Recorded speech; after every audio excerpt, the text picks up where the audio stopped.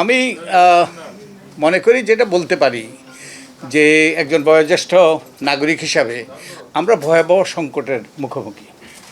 আমরা আন্তর্জাতিকভাবে এখন যা ঘটছে মধ্যপ্রাচ্যে এটা ভয়াবহ মানে পরিস্থিতির দিকে আমরা অগ্রসর হচ্ছি, এবং এটা কিন্তু আমাদের সৃষ্টি নয়, কিন্তু এটার ভোগান্তি কিন্তু আমাদেরকে সহ্য করতে হবে, এবং এটাকে আমাদেরকে মোকাবিলা করতে হবে, এটার থেকে উত্তরণ ঘটাতে হবে।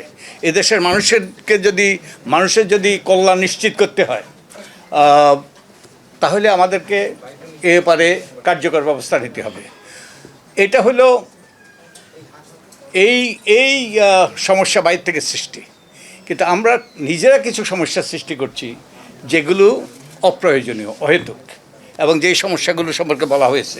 একটা সমস্যা তো যে আমাদের যে জুলাই জাতীয় সনদ এবং তার থেকে যে তার একটা অংশ নিয়ে যে গণভোট হলো, যেটা জনগণ অনুমোদন করেছে এবং যেটা শেষ কথা হওয়ার কথা, এবং যেটা অক্ষরে অক্ষরে বাস্তবায়ন করার কথা বলা হয়েছে, যেটা পরিপূর্ণভাবে বাস্তবায়ন করার কথা বলা হয়েছে, সেটা নিয়ে গড়িমসি করা হচ্ছে এবং কতগুলো খোঁড়া যুক্তি দিচ্ছে। যেমন একটা যুক্তি দিচ্ছে এটা সংবিধানে নাই।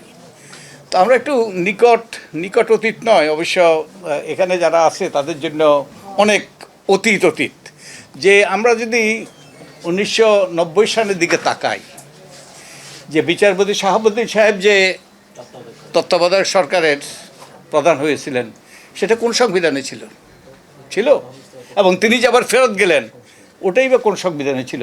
এটার জন্য কি কোনো ঐক্যমত্য ছিল?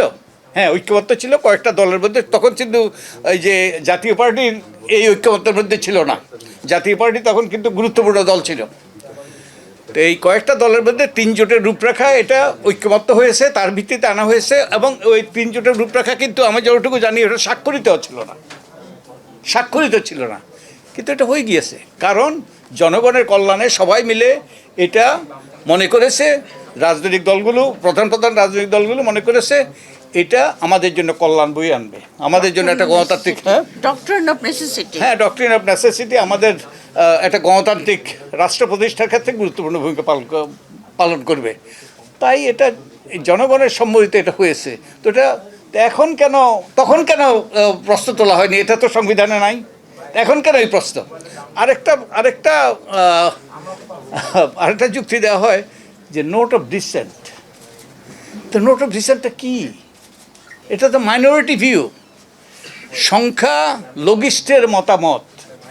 এই যে বিশেষ সংসদীয় কমিটি হয়েছে, 14 জনের সংসদীয় কমিটি হয়েছে, তার মধ্যে 11 জন সরকার দলীয় আর 3 জন হলো বিরোধী দলীয়। তো সিদ্ধান্তটা কীভাবে হয়? সিদ্ধান্তটা তো মেজরিটি সিদ্ধান্ত নিচ্ছে, আমরা মানি আর না মানি। তো এটা তো আমাদের ঐক্যমত্য কমিশনে যে সিদ্ধান্ত হয়েছে সে মেজরিটি ভিউ, আর যেগুলো নোট অফ ডিসেন্ট দেওয়া হয়েছে ওগুলো হলো মাইনরিটি ভিউ, এবং মেজরিটি ভিউটাই গ্রহণযোগ্য, ওটাই সিদ্ধান্ত, ওটা নিয়েই গণভোট হয়েছে, ওটাই জনগণ অনুমোদন করেছে। তো এখন এইসব খোঁড়া যুক্তি আমার কাছে বোধগম্য নয়। এবং তো আরও অনেক কিছু বলার আছে, যে আমি আর ওইগুলো বলবো না, ওটা অনেকেই বলবেন।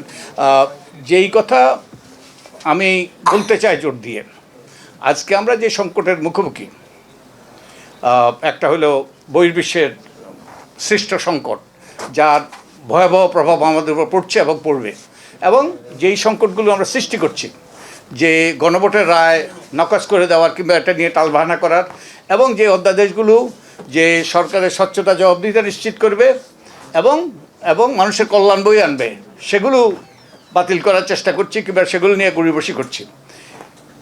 এগুলো আমাদের এই সংকটকে আরও ঘনীভূত করবে।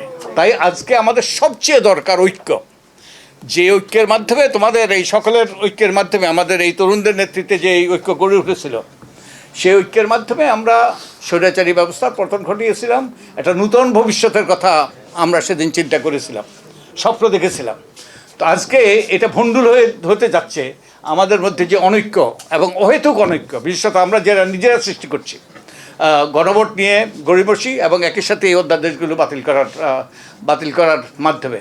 তো আমি একজন বয়োজ্যেষ্ঠ নাগরিক হিসাবে, বাত ব্যথা, প্যারালাইসিস কিংবা আর্থ্রাইটিস, আধুনিক ফিজিওথেরাপি ও পুনর্বাসন চিকিৎসায় নির্ভরযোগ্য নাম ডিপিআরসি।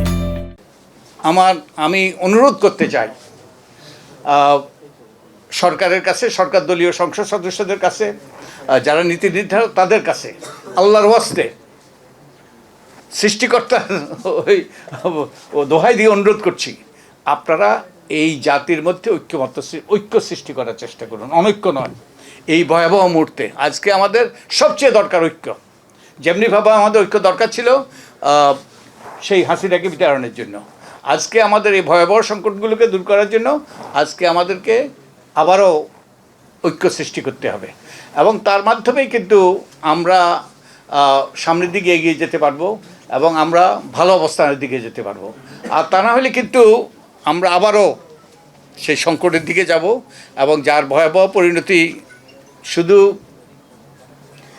জনগণকে ভুগতে হবে না, জনগণকে আমরা সবাই ভুগবো এই পরিণতি, এবং ক্ষমতাসীন দল যারা আছে তারাও এর পরিণতি ভুগবে। তো আমি আশা করব যে আমরা ইতিহাস থেকে শিক্ষা গ্রহণ করব। এবং আরেকটা কথা আমি বলছিলাম গতকালকেই, দুটো কথা বলছিলাম। একটা হলো যে এটা কি এই 2/3 সংখ্যাগরিষ্ঠতার অভিশাপ কিনা, দি কার্স অফ দ্য 2/3 মেজরিটি। হ্যাঁ, সংসদীয় স্বৈরতন্ত্র। তারপরে আরেকটা হলো আমরা পুরানো পথে হাঁটছি, এবং পুরানো পথে হেঁটে কিন্তু নূতন গন্তব্যে পৌঁছা যাবে না। তো আমরা কি আসলে পুরানো পথে হাঁটছি নাকি উল্টো দিকে হাঁটছি? উল্টো দিকে হাঁটলে তো আমরা তার ভয়াবহ পরিণতি আমরা এড়াতে পারবো না। তো যেই কথা বলে আমি শেষ করব, আমি এত কিছু সত্ত্বেও আমি আশাবাদী হইতে চাই। কারণ আশাবাদী হওয়ার একটা কারণ হলো যে এখন যেই যা করার চেষ্টা করছে বর্তমান সরকার, মানুষ মেনে নিচ্ছে না। মানুষ সোচ্চার প্রতিবাদ করছে, আমাদের তরুণরা প্রতিবাদ করছে, আপনারা প্রতিবাদ করছেন, অন্যরা সবাই প্রতিবাদ করছে। এটা আমাদের কাছে গ্রহণযোগ্য নয়, এবং এই নিয়ে আমরা সোচ্চার ভূমিকা পালন করছি। তো আমাকে আশাবাদী করে, যেমনিভাবে যেই 5ই আগস্টের আগে ওই যে কোনো বাধা তার রোধে না কো পথ কেবলই সম্মুখে চলে, কোনো বাধা তার রোধে না কো পথ কেবলই সম্মুখে চলে, এইরকম মানসিকতা, এইরকম দৃষ্টিভঙ্গি দিয়ে আমাদের তরুণরা আমাদেরকে নেতৃত্ব দিয়েছে। আমরা তাদের পাশে ছিলাম, তাদের সাথে ছিলাম। আমরা মঞ্জুল মুকসেদে পৌঁছেছি, সাফল্যে পৌঁছেছি। তো আমি আশা করি যে আমরা আমাদের সোচ্চার ভূমিকা রাখবো। আমরা যেখানে আছি, যেই অবস্থায় আছি, আমরা সবাই আমাদের অবস্থান থেকে যে আমরা সোচ্চার ভূমিকা রাখি এবং আমরা প্রতিবাদী হই। আমরা সত্যের পক্ষে, ন্যায়ের পক্ষে, মানুষের অধিকারের পক্ষে, এবং একটা জবাবদিহিতামূলক গণতান্ত্রিক রাষ্ট্র প্রতিষ্ঠার পক্ষে।